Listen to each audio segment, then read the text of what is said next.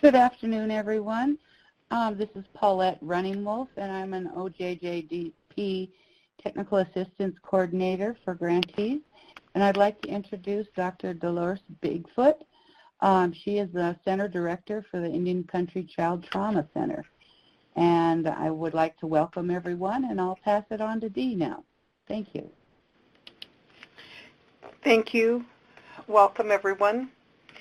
We would like to start this in what we say is opening in a good way. I would like to offer a short offering. Mihal, thank you for giving us this time together. Thank you for allowing us to join together with all these relatives. We express our gratitude for sharing information about how to take care of one another and how to better understand our role in being a good relative. Thank you. Okay, let's go ahead and get started. Thank you, Dee. Appreciate that. It's always good to do it in a good way and start it off with the Creator present in all of our minds. The learning objectives for today's webinar, the first one is we're going to provide a brief recap of the Trauma-Informed Care webinar, Part 1, which was held last month. We're going to look at overarching beliefs, being a good relative in terms of resiliency. We're going to discuss trauma, some definitions and key facts, some types of trauma and common reactions to those traumas. We're going to talk a bit about the adverse childhood experiences, the ACE studies. We're going to look at ACE outcomes, some research that's been conducted in American Indian reservations, and some that are focused on discrimination, which increases youth risk factors. We're going to talk about those studies. Then we're going to lastly cover the need for trauma-informed care. What does trauma-informed care look like? And lastly, we'll have a brief look at trauma in Indian country, some history, and then the current impact in terms of contemporary issues. Next slide. I think I jumped one. Oh, yes. Do you want to go over this one next? I think you can go ahead with the old wisdom. Okay. I don't know what happened there. Should I go ahead and do the brief recap? I'm sorry. I'm doing the controls, so okay. I can, let me just,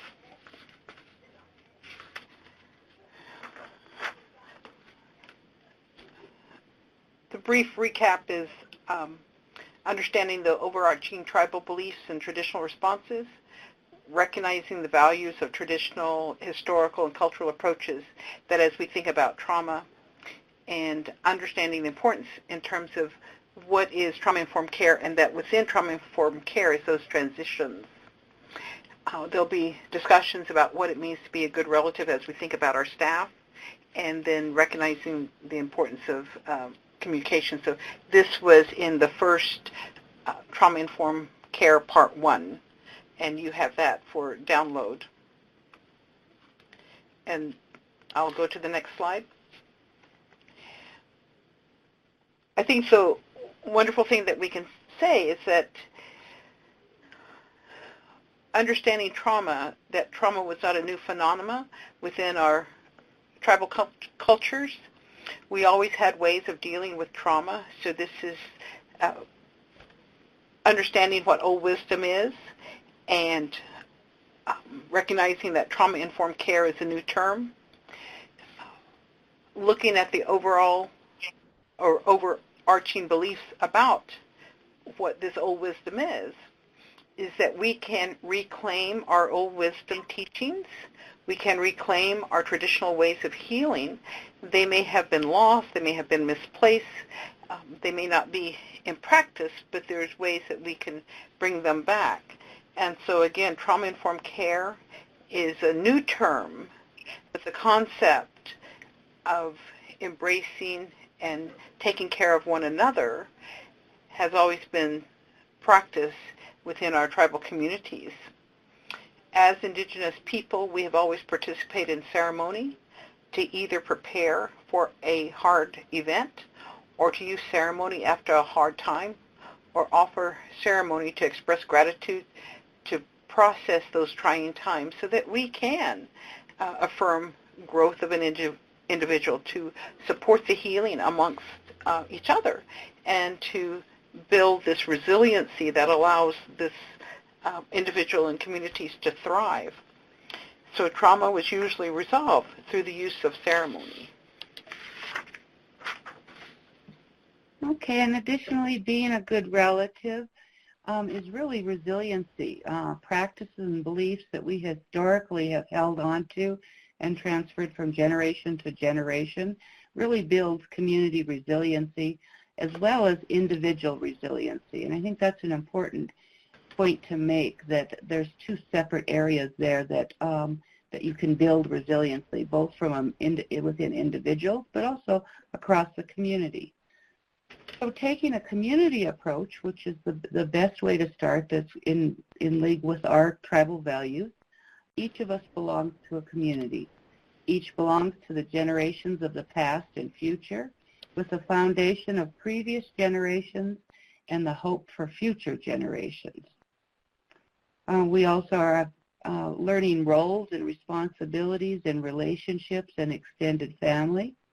We use social norms and understandings that allowed us to be more attentive and respectful in our exchanges with each other.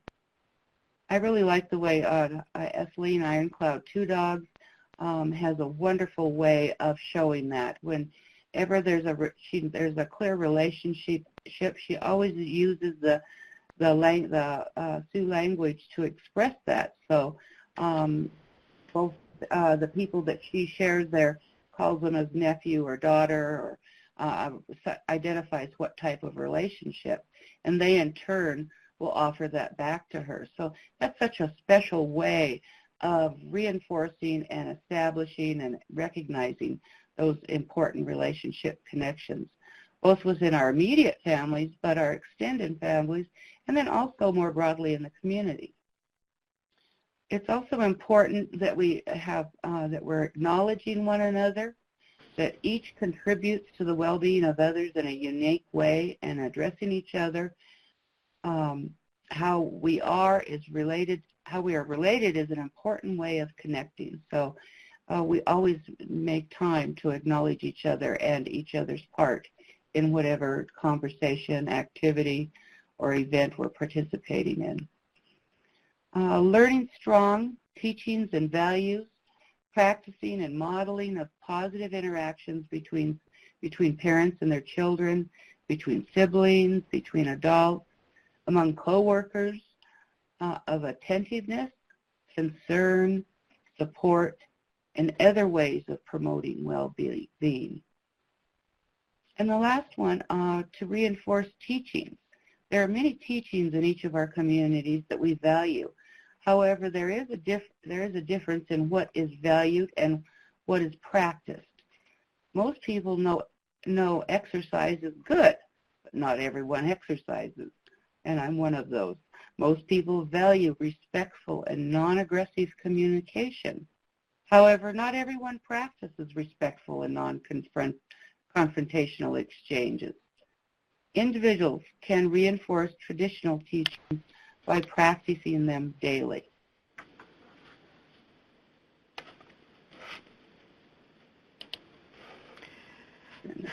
We'll continue on with being a good relative and building that resiliency, recognizing how this is aligned with the principles of trauma-informed care. And especially important is showing tolerance from learning from mistakes. And as you can see, we offer an explanation, appreciating that learning is a process, especially for children, and that mistakes are ways of exploring options about what works and what might not work. And so when children feel safe to make mistakes, when children feel that it's okay to experience mistakes, then they have more of an opportunity to learn about their world. Tending to one another in a good way, and I like the term tending. It's about being aware of the person, aware of the activity. It's always been a way of living amongst our relatives. Tending is that visiting, it's that honoring, it's that gift-giving, it's that supportiveness. It's that being generous, being helpful, that healthy teasing, recognizing what someone's doing and helping them to be aware of how their behavior is affecting other people. The sharing of physical and spiritual gifts, again, recognizing how we can affirm one another's generosity or presence. So it's generosity is an old value of being a good relative. And especially when things are stressful or when the situation is challenging or the situation gets tense, there's always someone there that can offer to share in some way, whether it's a prayer, whether it's food, whether it's water. There's different ways, comfort, advice, medicine, words of healing. All of these, or any of these items can be symbolic of love, of acceptance, of safety. And then when we think about being, attentive or tending to one another, a lot of times we hear the term mindfulness, but mindfulness is, again, a new term. But when we have tended to one another, tending a fire, tending the horses, tending to children, that this is an old practice. So when we wish to care for our relatives or to get to know our relatives well, then we can tend to them. Again, trauma-informed care is a new term, but tending, being aware of the needs of others, being aware of how to create those safe places for them. This is important, and it helps to build that resiliency and exchange ways of practicing, and it helps to reinforce those better coping strategies.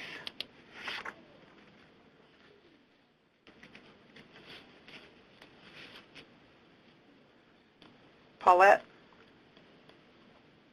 I'm sorry, I had it on mute. In terms of the definitions of trauma, trauma refers to a highly stressful experiences. Trauma reactions refers to that which cause intense physical and psychological stress. So when we're in that mode, when it's in that fight or flight mode, when we're in a stressful situation, you're ready and prepared to do something. So often trauma contributes to many of the outlying symptoms. Trauma can refer to a single event, can refer to multiple events, or even a set of circumstances that are experienced by an individual and perceived as physically and emotionally harmful or threatening. They can have long-lasting adverse effects on the individual's physical, social, emotional, relational, or spiritual well-being.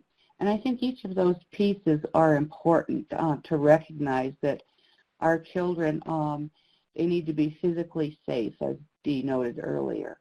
There needs to be an aspect of social interaction. They feel comfortable. They're able to express and understand and recognize their emotions, that they're relational. And that relational piece is kind of new in our literature, but in terms of tribal history, that's one of the ground floor values that most of our communities honor and acknowledge. And lastly, the spiritual well-being is so very important to pay attention to that, how that can affect how well you're doing. If you have lost a certain person in your life, a very close person in your family, often there's a lot of anger involved and you go through that process. Well, that is traumatic too, not just physically, socially, emotionally, but and relational, but spiritually as well, as people start questioning the Creator. So trauma is an event that occurs and can result in severe stress reactions in response to external or other events, overwhelms a person's coping abilities, and over time the reminders, triggers continue to be problematic. So they may surface sometime down the road and at different points of trauma or stress. Those triggers may occur. As we look at our population and look at how trauma is pervasive through different subsets of our population, we can see that trauma affects approximately 90% of the adult population. So there's always something that is happening, and we'll be talking a little bit more about that and how that might be a traumatic experience, but it may not have the same kind of impact for everyone. The important consideration here is looking at our juvenile justice population. So what are the youth experiencing within the juvenile justice sector? So when we look at mental health disorders within the general population, we're looking at 20%. But when we look at our juvenile justice population, it's 70%. That's a significant amount. When we look at the use of diagnosable substance use disorders, we're looking at 8% in the general population. It's closer to almost 50%, so 46.2% within our juvenile justice population.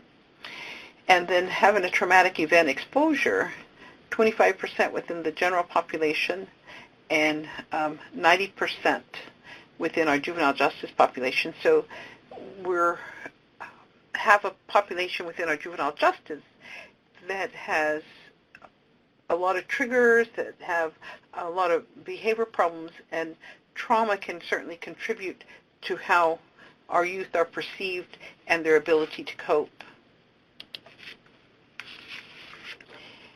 There are different types of trauma, and we're trying to explain as a discipline how to think about trauma. And so we talk about complex trauma. This is what is going on with how a person is managing, and because there's so many things that are happening and they're having difficulty. So when we talk about complex trauma, we're talking about describing both children's exposure to multiple traumatic events, often of an evasive interpersonal nature. So we have the multiple events, we have that it's impacting them at an interpersonal level, that it's creating difficulty, and that it has wide-ranging, so there's many things that are happening, long-term impact of this exposure. So complex trauma, we're trying to help capture what that might be in terms of a child's life. And as we think about it, it can cause children and adolescents to experience difficulty, as Paulette said, in many areas of their lives: socially, academic, interpersonal, spiritually, physically, relationally, and so it is impacting them at different points in different ways. And what we unfortunately are encountering is that we see where complex trauma may be overlooked or actually downplayed because it may be perceived as something much, much different. So it can be misdiagnosed as oppositional defiant behavior or non-compliant. And when we have children or adolescents who are labeled in such a way, then they are suspended from school, they're put in more restricted environments when their actual experience may be a lot of trauma. So as we think about the trauma types, acute meaning things that have happened immediately versus complex, there's different kinds of trauma that our children and youth and families can be experiencing. We talk about natural events, so that could be floods, tornadoes, earthquakes, mudslides, and it can wipe out homes. We can see, fires that have wiped out communities, wiped out schools. There can be accidents such as car accidents, boating accidents, individuals freezing to death. So there's different kinds of ways that families can experience loss and a loss of security and ability to take care of one another. War, we have refugees, we have terrorist attacks, so there's different aspects of that. And then the interpersonal or the relational with family violence, bullying, child maltreatment, human trafficking. So when we see the interpersonal, it seems always to be at the hands of someone else. And sometimes it's at the hands of someone that actually should be taking care of that child, that should be safe for that child to be around. The thing we have to recognize is that two people can experience the exact same trauma. However, they have completely different responses to that same event, and they can put different meanings to the outcome. So if a person has experienced a car accident, one may react in one way, another one may react in a different way. So recognizing that it can have different outcomes, and a lot of times we have people say, well, I don't understand what's the problem because I went through that too. But it depends on personality, it depends on support, it depends on so many things for people to figure out how they're going to manage these events. And that brings us to our next slide. And that's the 3 E's of trauma. And those 3 E's are events, experience of events, and then the effects of events. And I think that's a pretty simplistic way of looking at it, but it really, I think, gets across the point of how interactive that is, that everybody experiences it differently, that events may be an exposure to a traumatic or stressful event and may be direct, maybe something they saw on TV or saw on Facebook, for example. That could be a stressful, traumatic event, an announcement that's made. And then it goes into the experience of events. An individual's experience of the event will help determine the degree of being traumatic or traumatized. One event can be traumatic for one person, as Dee noted earlier, but not to the same extent as for another person, and that has to do with their resiliency and those other factors that she mentioned earlier. And that leads to the effects, the long-lasting adverse effects that are critical pieces of trauma. These adverse effects can occur immediately, or they may have a delayed onset. So if you think about the events in your life, in your personal lives, that you reflect back and think, oh, well, that was a pretty traumatic event. At the time, I didn't really realize it, but this is the way I experienced it. And now I'm experiencing the effect of that event. So I think that's a pretty powerful dynamic that occurs there. And we often have a tendency just to move on from there rather than taking a closer look at it and what the event and the experience of the event has done for us in terms of the subsequent effects down the road. Okay. And this is the common reactions to traumatic stress. You notice in the middle, it's broken up into 4 quadrants. There's the emotional quadrant, there's a physical and cognitive quadrant, there's the relational quadrant, and finally the behavioral quadrant.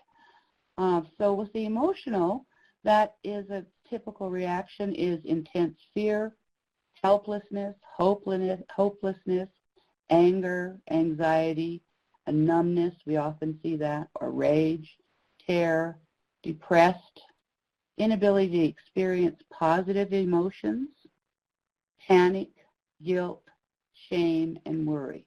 Those are all emotional reactions to stress. Or on the other hand, we also have physical and cognitive reactions, such as a rapid heartbeat, sweating, your increased blood pressure, dizziness, loss of bodily functions, trembling. Some people experience stomach problems, as well as cognitive impairments such as impaired information processing, memory, attention problems, chest pains, vision problems, and of course hyperarousal. And then if we take a look at the relational reaction to stress, that's more irritable. People have become more irritable in their interactions with other people. They're often distrustful of people, maybe even people they've trusted very well up to that point. They may become argumentative or have a conflict in friendships or changing peer groups. Parental and family conflict may occur. Boundary and safety issues are often beginning to be examined and questioned. Identity issues and spiritual issues. Those are factors of that relational quadrant. And lastly, the behavioral quadrant. Quiet, isolation, maybe forgetfulness, restfulness, seem different than their usual self. They just don't appear right. They may have limited impulse control, so they tend to engage in high-risk behaviors. And we see a lot of that with our youth. There's the fighting, the loss of normal interest in, regular activities that they usually participate in, maybe they're basketball or they do other things at school, and all of a sudden they express no longer an interest. And a reduction or increase in sleep. So some people may experience it differently, and one contrast would be sleeping all the time, just hiding in their sleep, in contrast to somebody else that can't sleep, that it has a very difficult time sleeping because the track in their mind keeps moving and they keep reliving the event. Okay? And how does it impact us then? So that last circular module graphic, I think, showed it pretty well, but in a little more definition, trauma is very widespread in our communities and can lead to PTSD, post-traumatic stress disorder. And it's interesting, that's only been in the last 15 years that we've really begun to acknowledge that we have an issue in our communities that's generational, and that's intergenerational trauma. So trauma can affect individuals, but as we've noted, in different ways. One person may experience one way, and another person may experience and have different effects entirely the opposite. Although it is widespread, not everyone will experience the same adverse effects or to the same degree. Even when individuals do experience adverse effects due to trauma exposures, it is important to be mindful that individuals and communities are resilient. And we've got that history of resilience behind us. And we can overcome adversity with the proper support, along with normal, predictable environments. So reaching out to each other, connecting with each other, making sure that we have a regular routine, all of those things can really help us address those reactions. Triggers and reminders can happen at any time and will do so. Typically, they may be unexpected. For example, my daughter is a snowboarder, and she was attacked by a sticky mouse, and it was a grizzly bear when she was out hiking. She was in her early 20s. Fortunately, she lived, and it wasn't a bad attack. I mean, it was bad, but it wasn't life-threatening. And the next winter, when she went snowboarding, when she would hear the crack of the branches breaking from the snow, she went right back to that event. So that reminder reawakes that memory within her, and the tension, all of the other effects and symptoms tend to come out then. It took her some time to get over that and to begin to deal with that. So triggers and reminders can happen anytime and typically may be unexpected. A song on the radio, a date on the calendar, the weather, clothing, color of a car, the sound, the smell that they're having currently. All of those things will have an impact.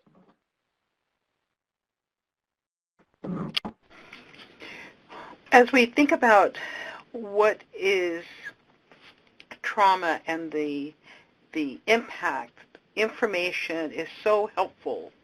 Information about better understanding the history of trauma, the history of childhood exposure. And one of the things that we have now is the Adverse Childhood Experience Study, which is many times called ACE.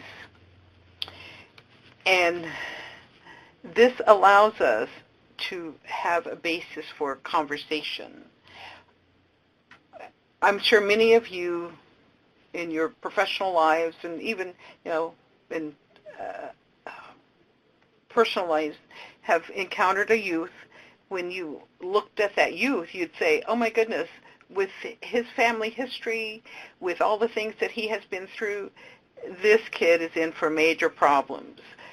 He's going to end up dead. He's going to end up in jail. She's going to have, tons and tons of problem relationships. And so you predicted just intuitively that things were really going to be hard for these particular youth because you saw their histories. You saw all the bad things that had happened to them. So intuitively you knew that. So now what was intuitively known about, bad histories, we now have the science to confirm what are those predictive factors. And this comes from the Adverse Childhood Experience Study. So you can see that there's information about, 17,000 people, and this was about 20 years ago. And over the last 20 years, there's been different kinds of additions to the original Adverse Childhood Experience Study.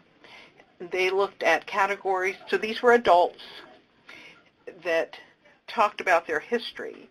And so looking at the categories of adverse childhood experiences, contact physical abuse, emotional abuse, contact sexual abuse,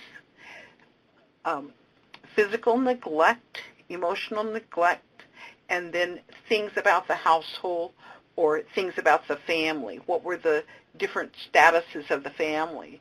So if you look at the first 5, the physical abuse, emotional abuse, sexual abuse, physical neglect, or emotional neglect, that actually happened, that was actually directed toward the child. And then if you look at the household or the family function, it was what was the status of the family? What were particular conditions that the family was experiencing? So as you take those categories of adverse childhood experiences, then we look at the results.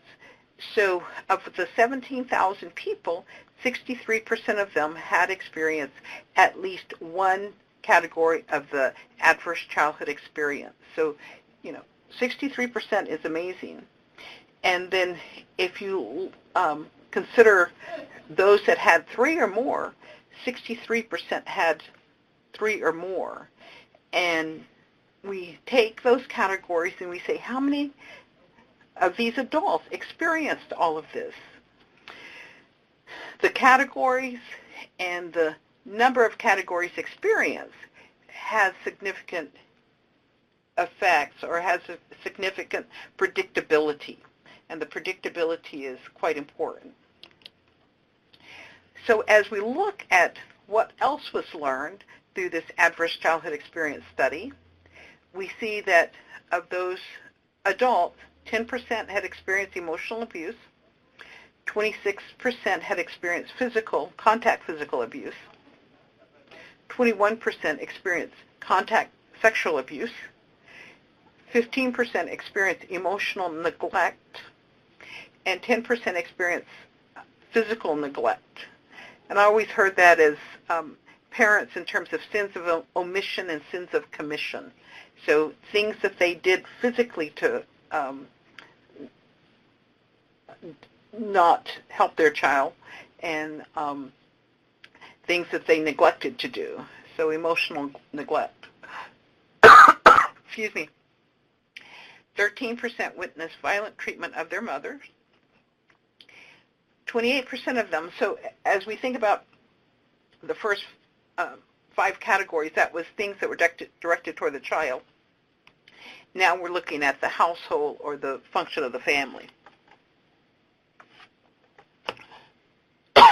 Excuse me. So we look at 13% witnessed violent treatment of their mothers.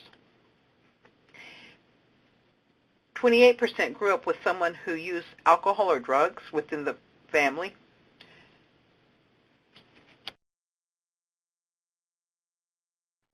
I'm having a coughing fit here, I'm sorry. 20% grew up with someone who was chronically depressed, mentally ill, or suicidal. So a household member was experiencing depression, mental illness, or being suicidal, and this was part of the household makeup. And then almost a quarter of them lost a parent due to divorce or separation. And then 6% grew up with a household member who was incarcerated. So as we look at those categories, we can almost see how that might be very impactful as we consider our American Indian Alaska Native families. As we continue with this, what the outcome was, the more adverse childhood experience that was within that family experienced by that child, the greater likelihood of experiencing certain aspects of this pyramid. So we look at the bottom of the pyramid where it says conception, and then we see the arrow that goes up to death. And this is the life of that particular individual. So as we have the foundation of having many of these adverse childhood experiences, whether it's the alcoholism, the child neglect, the mother being physically violently treated, having someone that was suicidal or someone incarcerated. So as we have this foundation within this particular child's experience, then what we see the next step up, there was impairment, there was a limitation, there was the inability to function socially, to have emotional and cognitive difficulty. And what we see now is that kids who are in stressful situations, they have different kinds of brain development. So, you know, the first layer of impact, and then because of that, then we see the adoption of more high risk or health risk behaviors. They take more chances, they're not sorting things out in the way they need to do, they're more impulsive, they don't recognize what might be risky situations, and then this leads to, of course, higher levels of disease, potential disabilities, and a lot of social problems. So not being able to negotiate in terms of friendships, not being able to see the other person's side of, you know, an argument, being impulsive about things, withdrawing or being too aggressive, and the end result is can be early death for them. So you can see how this is the understanding of why adverse childhood experiences has a long-lasting impact. And we can see over here the different kinds of things that will be experienced. There could be, starting from the bottom, you know, adolescent pregnancies, there could be unintended pregnancies, there could be early initiation of sexual activity, suicide attempts, obesity, smoking, sexually transmitted diseases. And when we have these social, emotional, cognitive impairments and adoption of this high-risk behavior, the intimate, multiple sexual partners, potential for sexually transmitted diseases. There could be compounding because somebody isn't taking real good care of themselves. They end up in potentially harmful situations, risk for intimate partner violence, liver disease, heart disease, drug use, and it just keeps, compounding. So the understanding, the education from learning about adverse childhood experiences has given us a really good foundation of how much we need to do more preventative care. We need to intervene at various points in time up through this pyramid, and that as we think about trauma-informed care, when children have experienced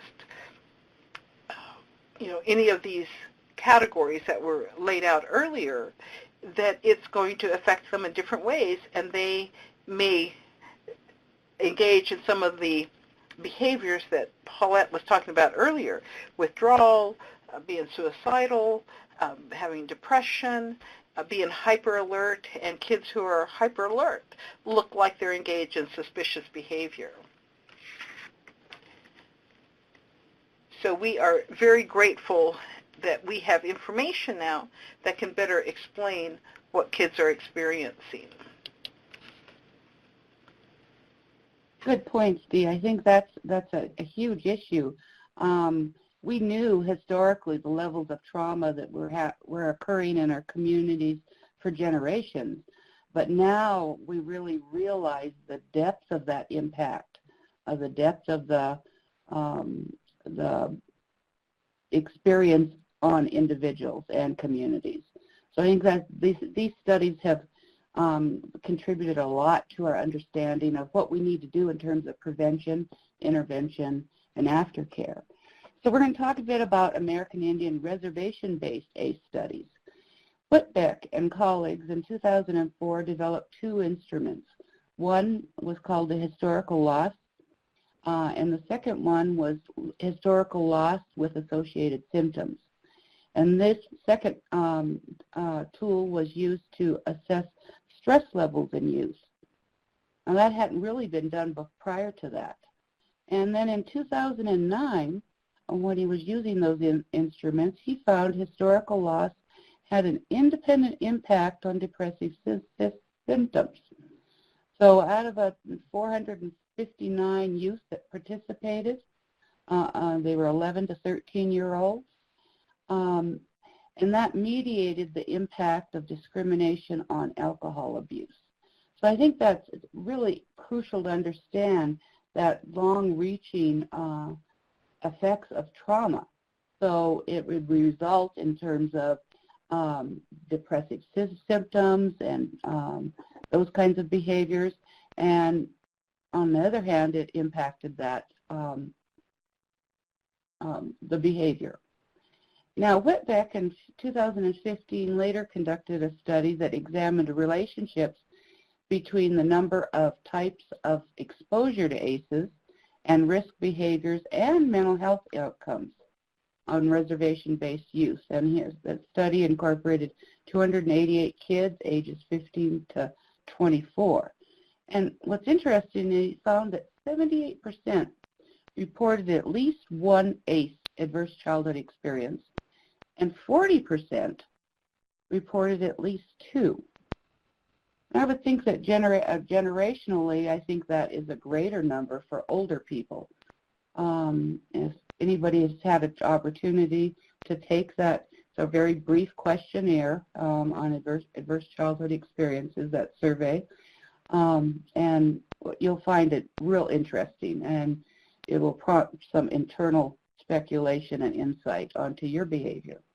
So the cumulative impact of ACEs were significant for 4 outcomes, with each additional experience increasing the odds of suicide attempts, increased 37%, polydrug use, 51%, PTSD symptoms, 55%, and depression, 57%. So clearly, our youth are struggling in our communities. So the next one. As we continue to look at different specific studies that gather information about our Native youth, we are grateful that there are different ones that are offering different measures. And so one of the things that we have always said, discrimination has an impact. When youth are discounted, their history is discounted, when race is discounted, when people say, I treat everybody the same, everybody is there's no difference. However, that isn't helpful. So when we look at discrimination, we can see through Moore's work in 2006, it said youth on reservation experience discrimination. And it's not saying that other people don't have discrimination experiences. It's just that with this particular study, he looked at youth.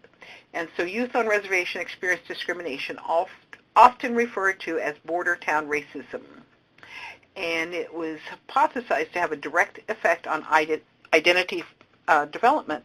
And we know one of the protective factors for decreasing suicide is a strong identity. So now we have an concern here is that racism has a direct effect on identity formation.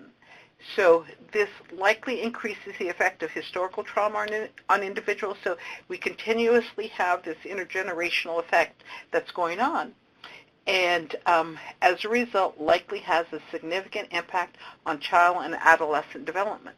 So as we look at the Adverse Childhood Experience Study and we look at the foundational piece, we see that there are those categories that affect the child directly in terms of things directed towards them, and then the things that are part of the family makeup and how that is also contributing to adverse childhood experiences. So now we have discrimination that is layered on top of that. And I don't think that this is any new awareness or new information when we think about what the outcome of another study by Sitter and Harshorn. She's going to say, oh my goodness, Dee, I can't believe you didn't pronounce my name right. So another study found that discrimination experienced by Native Americans had been associated with anger and aggression. I think we all see this. And youth that feel like they're not being treated fairly when they see injustices. And youth are pretty black and white. That's part of their emotional development as they become more able to use higher level functioning, as they mature. But initially, they're pretty black and white. Things are one way or the other. And when they see that there's discrimination and they don't understand, why I'm not being treated fairly, I don't understand how come I'm, targeted. Everybody should be treated the same. And here we see the outcome of that with anger and aggression. Again, as we look at other research and, again, understanding discrimination, the impact of discrimination, these researchers found that those experiencing discrimination, that this impacts suicidal behavior. And we have such a high rate of suicide ideation, suicide gestures, and suicide completions. And that we have a lot of youth that start using substances earlier than most other general population. And suicide has an impact. It's creating a very harmful environment for our children because they're not able to thrive in a way that we would like for them to thrive. We see by another researcher that their study indicates that abuse and neglect, particularly witnessing violence against one mother, historical loss associated with the symptoms, and discrimination are common and strongly linked to depressive symptoms. So kids get depressed. They self-medicate, so they have different drug abuse behaviors. It increases the PTS symptoms. They find that overwhelming. They try to kill themselves, so there's increased suicide attempts. So when we look at this, we see the trauma that kids are exposed to. We see through the Adverse Childhood Experience Study what are those, unfortunately, anchor points that makes it difficult, and then overlaying that with discrimination. And now we have kids that are depressed. They're using drugs to self-medicate. They're experiencing PTSD. They think that if they cut themselves, if they try to kill themselves, that that's going to lessen the pain, that's going to ease the burden that they're under. So discrimination is a issue that I think we have to look at as we think about our juvenile justice and how we're managing bringing trauma-informed care within our communities.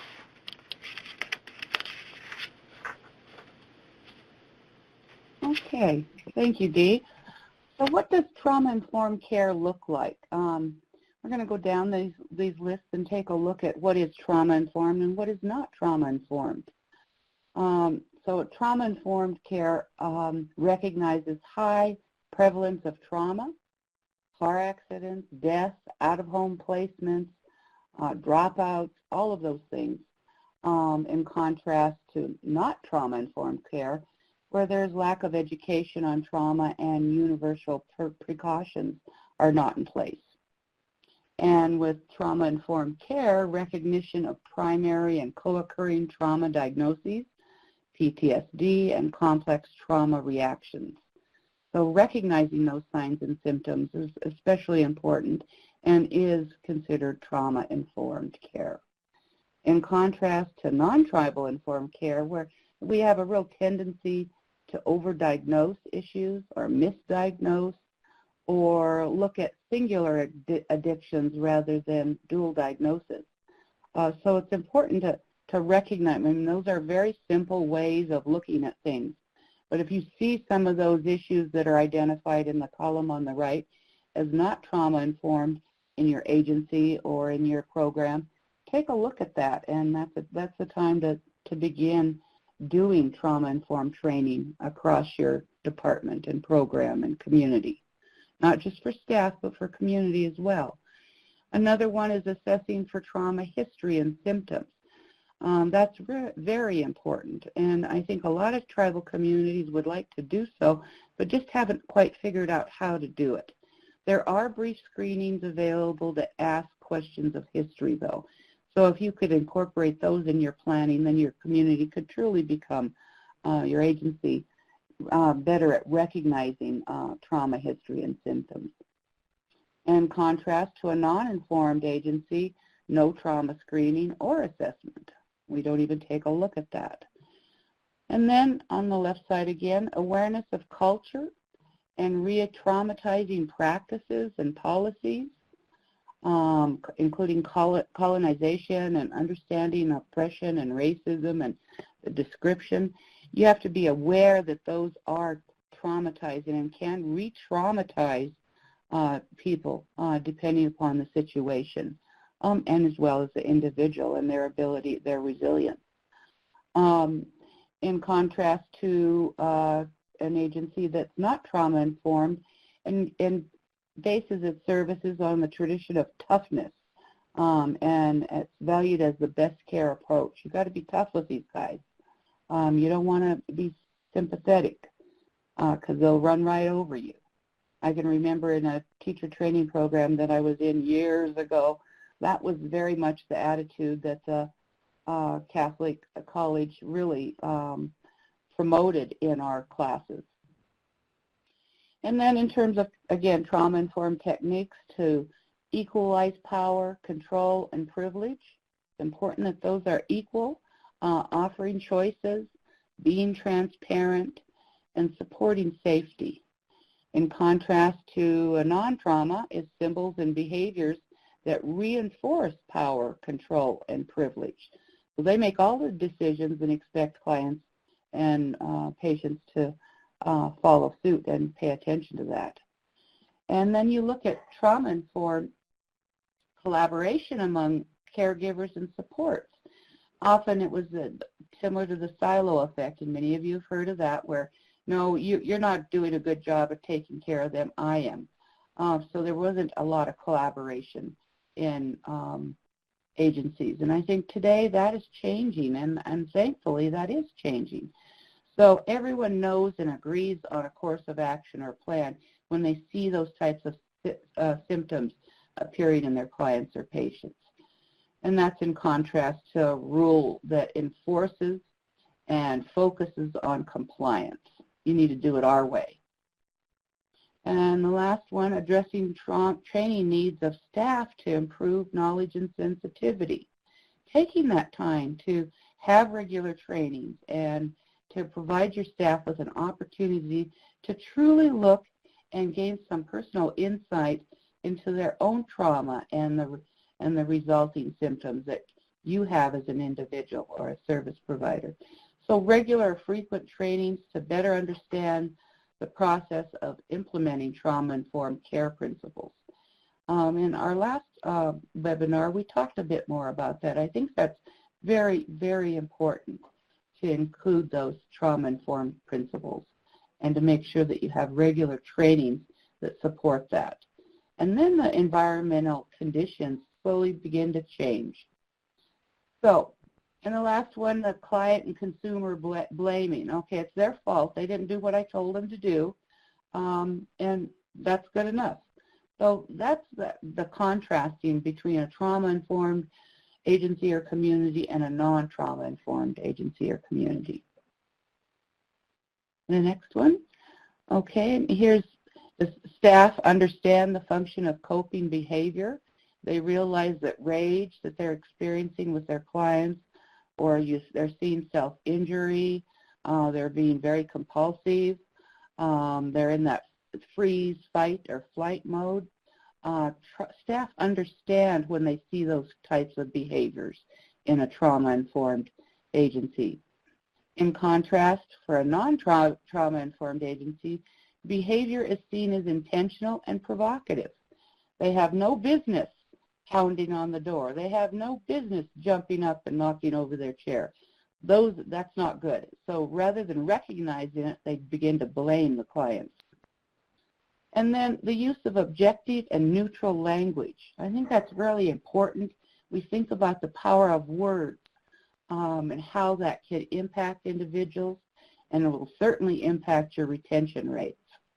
In contrast to not trauma-informed, where the tendency in that program or agency is to use labeling language. Oh, that client is so manipulative, you watch out for her. Or this client is so needy and attention-seeking, it's really irritating. They want you to do everything for them. So that's the differences there. And then transparent systems that are open to outside parties. Now that's a piece that I think is pretty understandable, that the systems work together and they're aware of what each agency or program or service provides. So that level of transparency is throughout, not just between providers, but for the clients as well. And not trauma-informed, we provide the best service. They're not going to help you. We're the only ones that can help. And that's the closed systems. And lastly, the awareness of vicarious and secondary trauma. we don't often talk about that, and I think it's important to recognize that just by being exposed to it from TV, maybe it happened in a neighboring town, but that is vicarious trauma or secondary trauma, maybe a horrible car accident. In contrast to a non-trauma informed agency or program where burnout, they experience high burnout and high turnover rates because they are not addressing those traumatic experiences and haven't established a trauma-informed system of care. Okay.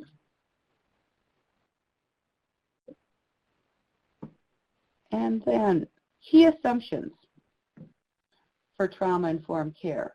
A program, organization, or system that is trauma-informed realizes the widespread impact of trauma, understands potential paths for recovery, and recognizes the signs and symptoms of trauma in clients, families, staff, and others involved in the system, and responds by fully integrating knowledge about trauma into policies and procedures, general practices, the way we treat clients, and seeks to actively resist re-traumatizing patients or clients.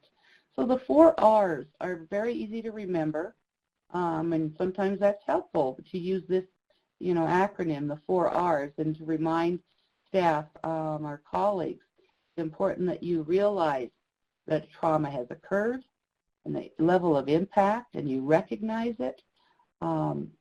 You recognize the signs and symptoms. You're able to respond by integrating knowledge about trauma and policies and procedures and so forth, and to actively resist re-traumatization. So those 4 R's, that's a nice little key word to remind yourself and colleagues when you see families or clients that have experienced trauma and how best to support them. As we consider how we want to apply this to our tribal youth programs and our tribal juvenile justice, we want to think about how we're approaching this. And a great way to consider this is, what questions are we asking? And the history of our own tribal youth programs, juvenile justice, the mental health field, the law enforcement, schools, the questions that have been asked in the past are, what's wrong with you? How come you're acting like this? I mean, even from parents, how come you're always trying to make trouble? So there's these questions, what is the matter with you? How come you're doing this? And so there's, again, putting the, doing the assumed blame to the person that is having difficulty. So what we want to do is to shift this to the question of, what has happened to you? What has happened in the past that has created the situation that you're in today? And most individuals who have had traumatic experiences in the past, who have been impacted by many of the ACE conditions, may not always recognize how or to the degree to which they are having difficulty. And so they could be engaged in coping mechanisms that are not that healthy. They may be coping in ways that are very short-term because it's most helpful, immediately versus long-term. They may have developed those survival strategies that says, I'm going to protect myself as much as possible right now, and I'll worry about tomorrow later. One of the big survival strategies is cutting. Kids cut, and they do it for a number of reasons, because they found out that it could be decreasing pain, decreasing anxiety, moving the pain to something more physical rather than emotional. So, they may develop survival strategies that are not that helpful. We want to encourage that resiliency, building on coping patterns that are healthier, and maybe it is avoidance. Maybe it is, kind of turning off sometimes. But, if they're in school and they just block everything out, that's not the best coping strategy. But maybe if they're at home and people are yelling and they block all that out, so helping them discriminate where they can utilize these different coping strategies to help build their resiliency, but make sure the setting is appropriate. So what we want to be able to do for everyone that works with youth is to help people ask the question, have the providers, have the program staff, have the administration ask the question, is my behavior, is my action, are the ways I'm interacting with this youth, is it respectful? Is it trauma-informed? Am I being that good relative? And especially important is, am I treating this youth in a way that I want to be treated?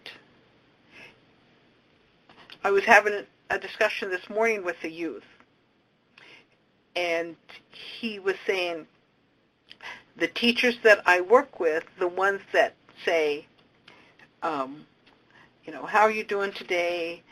Can I help you? He said, those are the ones that say, am I treating you the way that I would want to be treated? So this is a critical, assessment, a self-assessment that we're hoping that anyone that works with youth, allows themselves to be asked. Am I treating this youth in a way that I would want to be treated? If we're starting to say, well, but he was acting terrible, he's being disrespectful, I'm just trying to teach him a lesson, then when we have that other voice, in our head doing that, it's not the level of trauma-informed that we really would like it to be.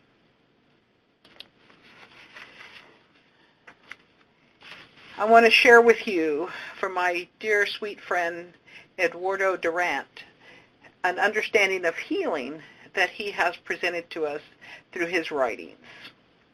He said, the spirit of healing must be understood within an Aborigine perspective in which all of what we see or experience as reality has a dual nature. It follows that the greater the suffering, the greater the capacity to heal and continue to live in a manner that is in harmony with healing entities. So here we have an opportunity to think about healing and the capacity to heal. I think that's one of the visions that we have for our tribal communities. So many times we have people who have given up on our families because we hear people saying, well, we just need to take those kids out of that setting because there's no help for those parents. Or we'll just say, well, we should just focus on the younger kids because if they're teenagers, they have already been lost. And through what Dr. Durant has given us is the capacity, the greater the capacity to heal, is to understand that there's always the capacity to heal.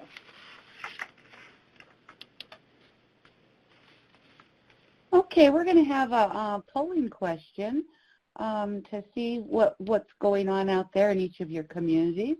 And if you would like to answer the question, what are some of the examples that you currently see in your own programs or community that display trauma-informed care, key assumptions and principles?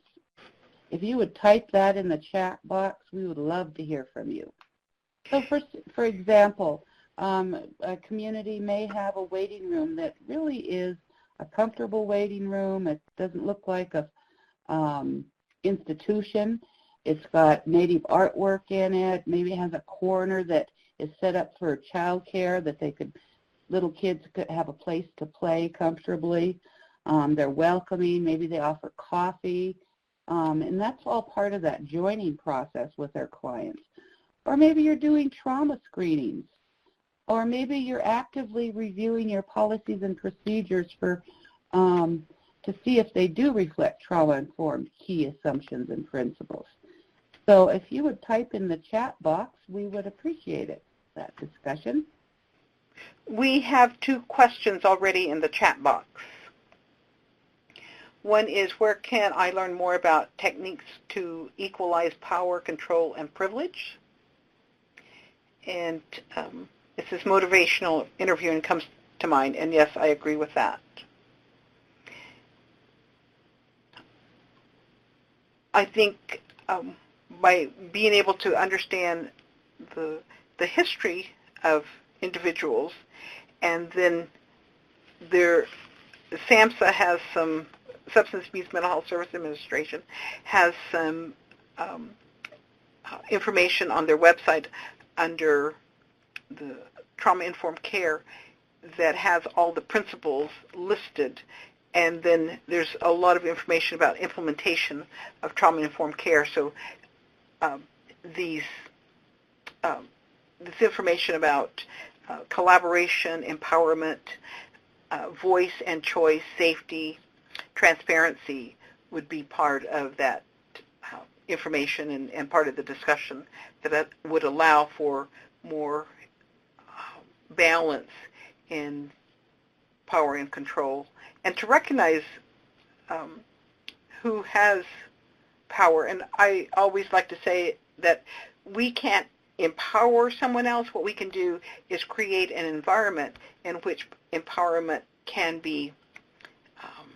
thrive in.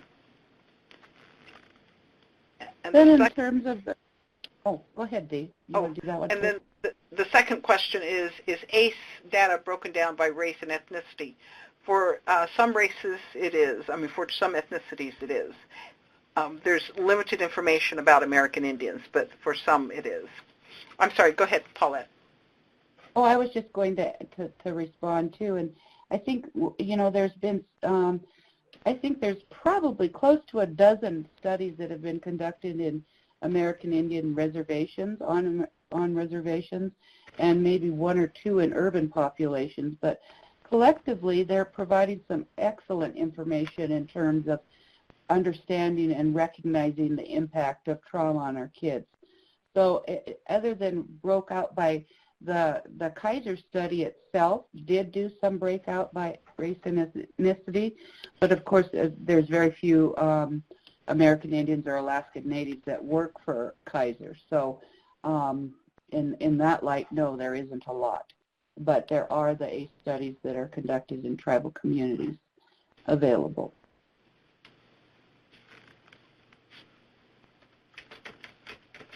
And then we have one that says, in response to examples, it says, currently reviewing our children's codes and have an opportunity to include language promoting or enabling, and I can't read the rest of it, so I don't know if somebody else has an opportunity to scroll down. When I scroll down, it disappears. So I think looking at children's codes is an absolutely first measure that should be undertaken, and what kind of language is being used, what kind of policies are being laid out. And a lot of times we see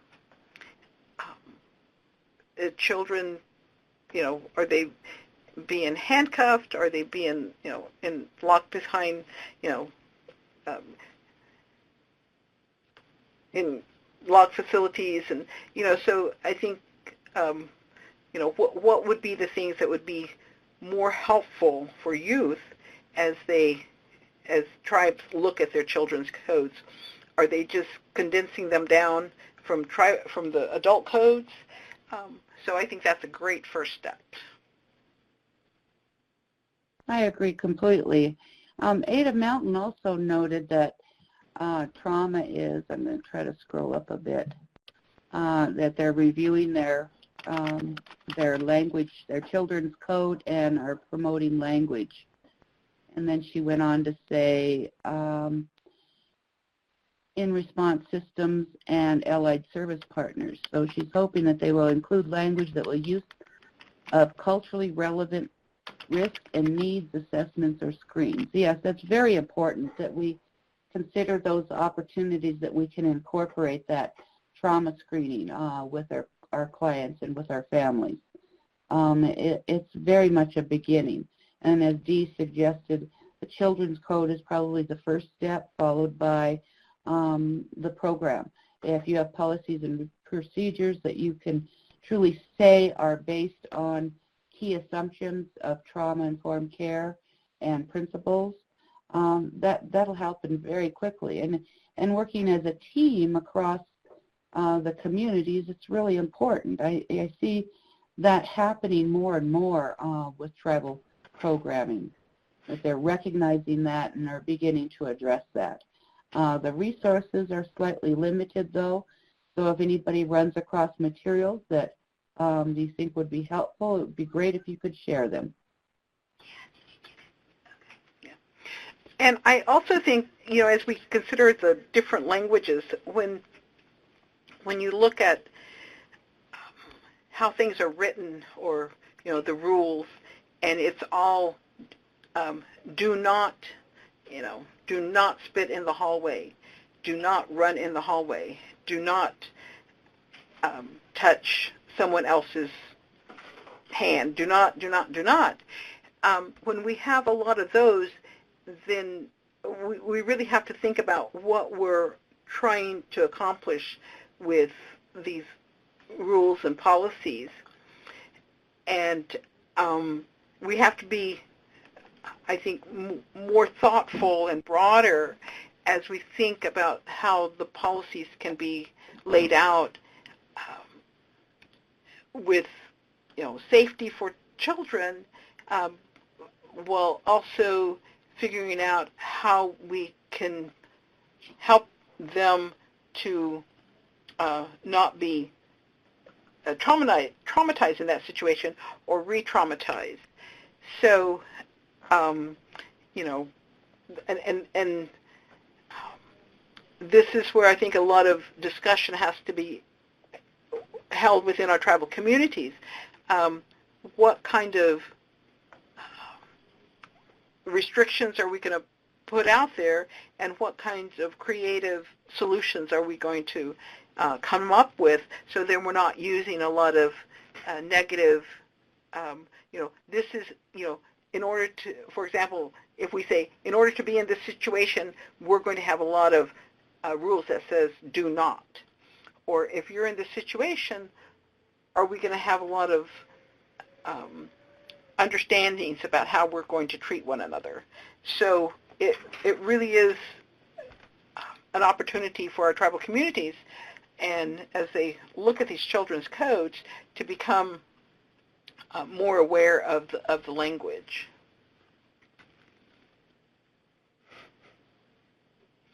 Any other questions? There is a comment in the chat box. Alan Miller noted that they are working with counties and tribes to implement ACEs surveys with juveniles entering juvenile detention facilities. That's great. We also have judges who come out from the bench to sit with the juveniles during court. Well, those are great examples, Alan. Thank you. Yeah. Anybody else? I think one of the things we have to be careful about with the ACE categories is that we don't re-traumatize youth again, and that it is a screening, and to make sure that there are opportunities to process that information with youth that that are could potentially be triggered again. And there's I think screening is essential. I think that there is wonderful ways we can train staff to facilitate this information. It would be wonderful if we had mental health workers that were always available, but we do not. But that doesn't exclude that we can't have screening available and that we can't train other non-degree, non-licensed individuals to do this kind of work. I mean, this is what we had available for us historically. We should be able to, incorporate it in ways currently. And but as with any good understanding of how to provide the best that we can offer, good training, individuals who can be available and be those resource people, have an opportunity for ongoing consultation, ongoing updating with someone that is available to help them, getting feedback from the youth, the community members, doing an evaluation, being able to figure out how you're going to sustain it.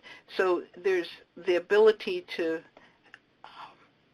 think more thoroughly and more broader about how we want to utilize some of these screening instruments.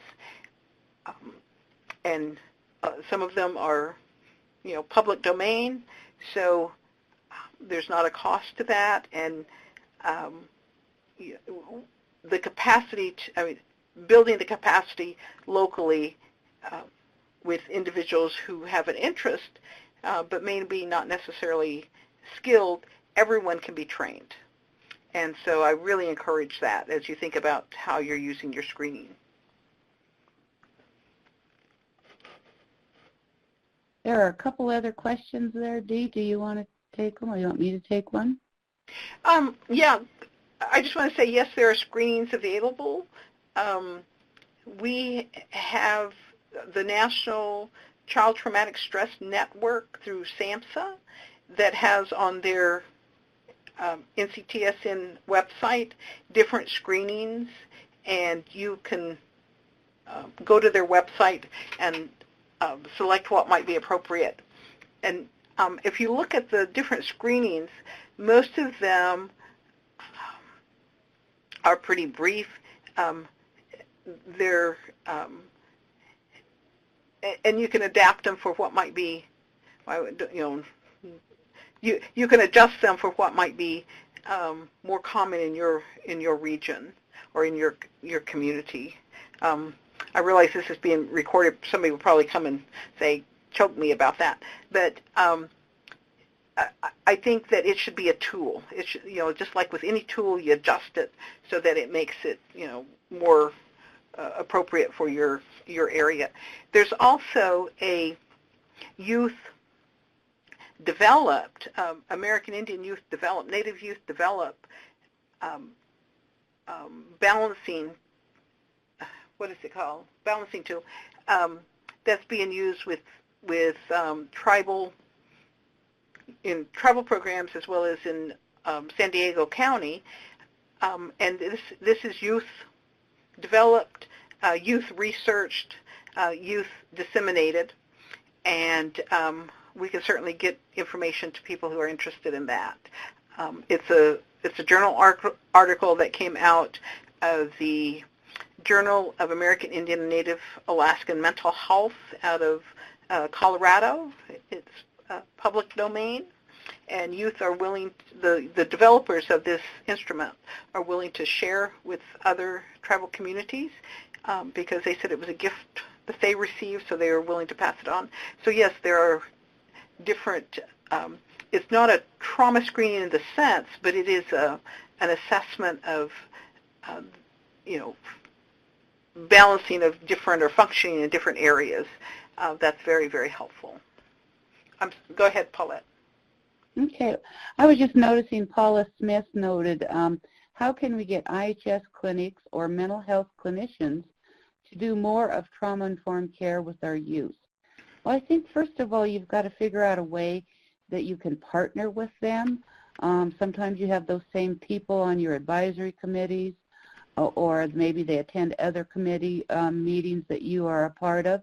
But first of all, having a relationship with those individuals and solicit their input into establishing a training that you could bring and do cross-agency, cross-tribal program training in your community, collaboratively producing that training, and then maybe developing a plan from that point on and how you could do other things together collaboratively.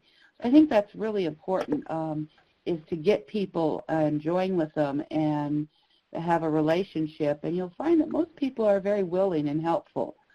People get busy. They don't really have the skills in trauma-informed care. At least my background and training as a psychologist, we didn't talk about trauma-informed care. It wasn't even a consideration in those days. So that's encouraging. I just want to say we have about 2 minutes before we are going to be off of this. Indian Health Service recently started an initiative and across different federal agencies to become more trauma-informed, and so that is a process that they are in currently. I think, from the bottom up, that would be great. It's coming from the top down. So let us move on from here and close in a good way.